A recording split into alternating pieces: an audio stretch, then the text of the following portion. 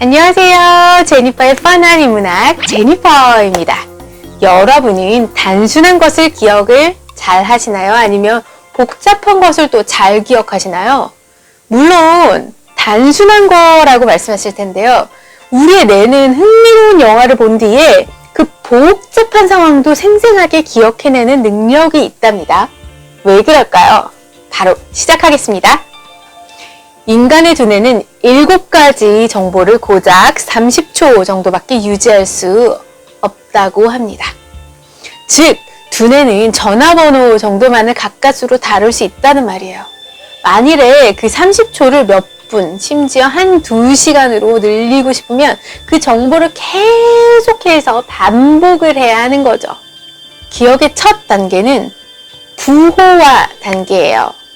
이게 뭐냐면 우리가 언제 어디서 식사를 했는지와 같은 에피소드들은 상세하게 잘 기억하는 편이잖아요. 이게 기억이 에피소드 영상으로 자동 부호화된 결과예요. 그런데 전화번호나 비밀번호를 암기하는 거에 있어서는 이런 것과 같은 자동 부호화가 이루어지지 않아요. 근데 우리에게 필요한 기억력이 바로 이런 영역이잖아요. 그래서 이와 같이 기억하기 힘든 영역들을 부호화하는 것이 기억법의 핵심입니다. 그러면 숫자와 같이 기억하기 힘든 것들을 어떻게 부호화할까요? 첫째, 정보를 더욱 정교하게 부호화할수록 더 잘 기억할 수 있습니다. 기억은 부호화가 불완전하고 피상적으로 이루어질 때보다 정교하고 깊이 있게 이루어질 때 더욱 확고하게 형성이 돼요. 예를 들면 애플이라는 단어를 외울 때 자기가 즐겨 찾는 베이커리의 애플파이를 연상하는 것이 기억에 큰 도움이 돼요.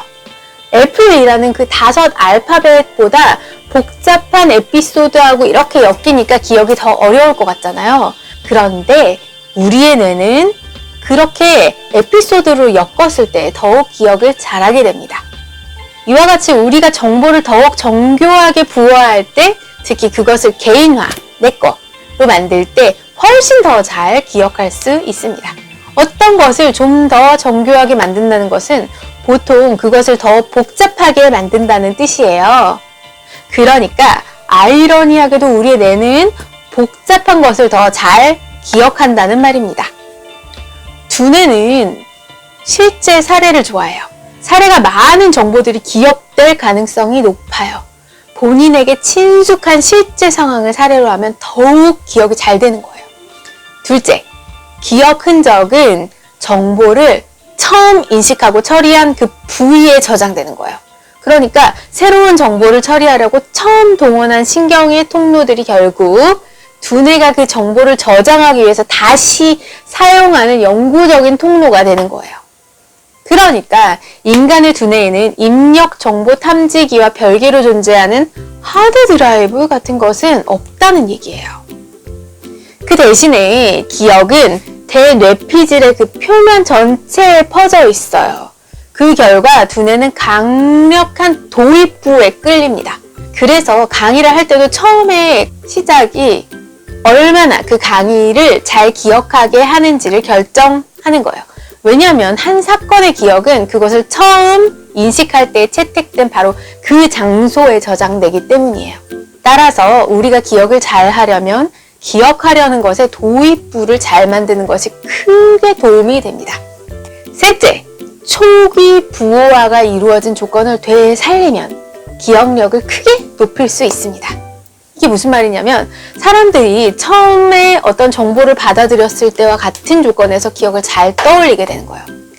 그러니까 처음에 부호화했을 때 썼던 그 뇌의 뉴런을 이용해서 기억을 저장하려는 특징이 이와 같은 경향성을 가져왔다고 볼 수 있는 거죠.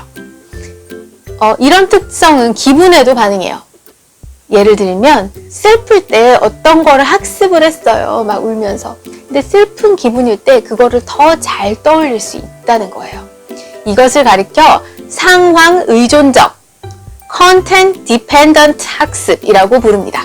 우리가 어떤 구두 평가를 준비한다면 연습 환경을 실제 상황과 최대한 비슷하게 이끌어 간다면 실전에서 연습한 효과를 최대한으로 끌어올릴 수 있을 거예요. 여러분 유익하셨나요? 기억을 복잡하고 구체적으로 만들고 그리고 기억을 구성할 때 그 기억의 통로인 도입부로 잘 들어갈 수 있게 구성하고 도출될 때 환경을 늘 염두에 두고 그 환경에 맞게 기억해 간다면 우리는 더 향상된 기억력을 지닐 수 있을 것입니다. 지금까지 제니퍼의 펀한 인문학 제니퍼였습니다. 다음에는 더 재미있고 더 유익한 영상으로 찾아뵙겠습니다. 감사합니다. 여러분 안녕.